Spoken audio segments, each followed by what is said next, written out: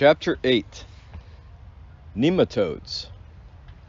Nematodes are non-segmented, blind roundworms that, along with Protozoa, mineralize nutrients contained in bacteria and fungi.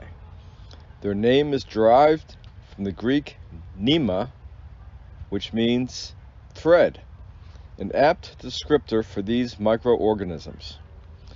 Nematodes are considerably larger than Protozoa, with lengths averaging 2 millimeters and diameters of 50 micrometers versus 0.5 millimeter for a decent-sized protozoan.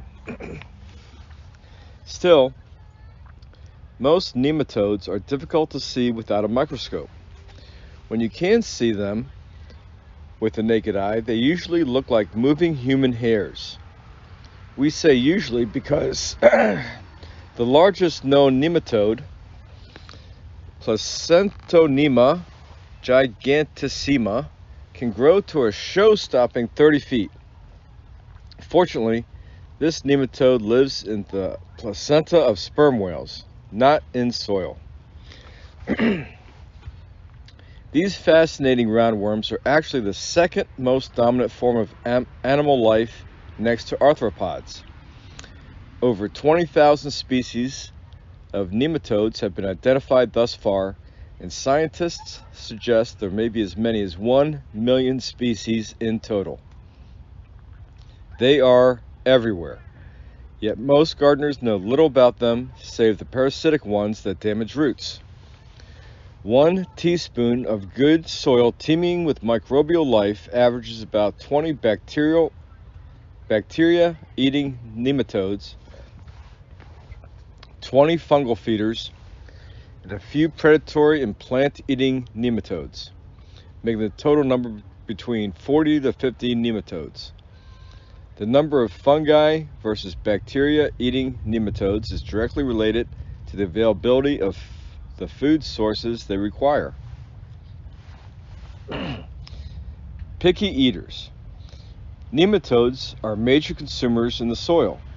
All have a long alimentary tract that runs from the mouth to the anus, which is located in their tail end. Nematode skin is actually a cuticle. It protects the animal from both physical and chemical attack and provides lightweight structural support. For the gardener, the best way to classify them is by their eating habits. Various nematodes have developed a specialized mouthparts to allow them to attack and get their own particular brand of prey.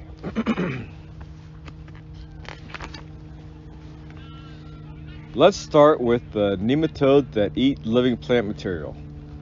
These plant parasites usually have needle-like stylets that enable them to puncture plant cell walls with ease. Some of these root-eating nematodes are ectoparasitic, that is, they feed on the root surface, while others are endoparasitic, entering into the root to feed.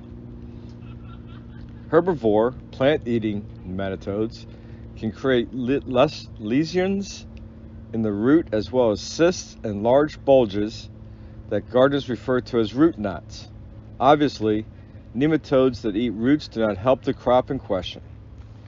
Next are bacteriivores, nematodes that eat bacteria.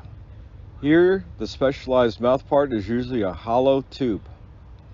A bacteria-eating nematode, so equipped, can consume multitudes of tiny bacteria in an hour. Other nematodes are fungivores. They eat fungi. This type of nematode also has stylets for puncturing the chitin cell walls of fungal hyphae. Like their fellow fertilizer spreaders, Protozoa, both these types of nematodes mineralize the nutrients contained in smaller microbes' bodies, making them once again plant available. Predator nematodes feed on Protozoa, algae, including diatoms, and other small members of the soil food web, grubs, weevils, wasps, even small invertebrates such as slugs. The first beneficial nematodes sold for gardening use was to control slugs. Predatory nematodes eat other nematodes as well, thus preventing overgrazing of bacteria and fungi and keeping populations of destructive nematodes, primarily the herbivores, down. As with protozoa grazing on bacteria, fungal grazing by nematodes frees up fungal food resources to such an extent that fungal populations are increased, to a point resulting in increased decay of organic litter. Thus, nematodes are indirectly responsible for some of the decay that occurs in and on the soil. Other nematodes are omnivores, eating any and all of the above, to the merest fungal spore. Some even ingest organic matter and so are directly responsible for the decomposition of organic matter. Mineralization and other tricks.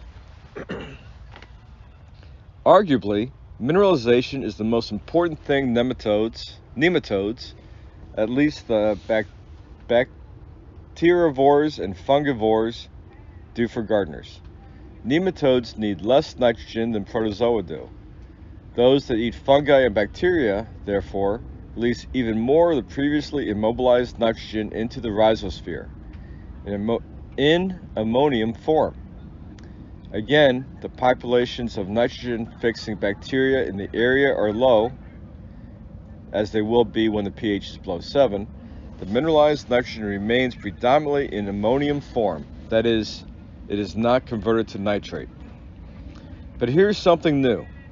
Because nematodes are bigger than bacteria, fungi, and protozoa, they require more porous soils in which to travel, and their numbers will be reduced if the soil is of the wrong texture or if it is too compacted. Either of these conditions will block nematodes from searching for nutrients. Unable to search for food, they either die off and move elsewhere, and the flow of nitrogen available to the plants is greatly diminished. Now not just these escapees, but all nematodes inadvertently play a role in transporting bacteria to areas far from their origin. This is because bacteria attach to the skin of nematodes and are spread to other areas as the nematode makes its way through the soil in search of food. Since bacteria themselves have extremely low mobility in the soil, this is a great advantage to them. They can taxi to a new food source. It also may be said to help the nematode, who in the long run occasionally eats the progeny of its fare and increases mineralization in the new area. Fungi too can hitch a ride on a nematode. Often this is because the hapless nematode is prey to a fungus attack and goes about its business while it's being eaten alive. Nematodes have developed some interesting ways to locate food in the soil. They may have specialized mouth parts, but they do not have eyes. How does a blind nematode survive in the soil or anywhere else for that matter? Some nematodes can actually sense extremely minute variations in soil temperature. They know what temperatures particular food sources live in. They will move through the soil until they find the right temperature gradient and continue to travel along it until they bump into their preferred food. Others find food by sensing particular chemicals associated with them. Once they are on the scent, they act like heat-seeking missiles, locking in on their prey and attacking. Our favorite fungus, the one that captures nematodes in its rings, attracts nematodes for the chemical. Clearly, there are disadvantages to this method of finding food.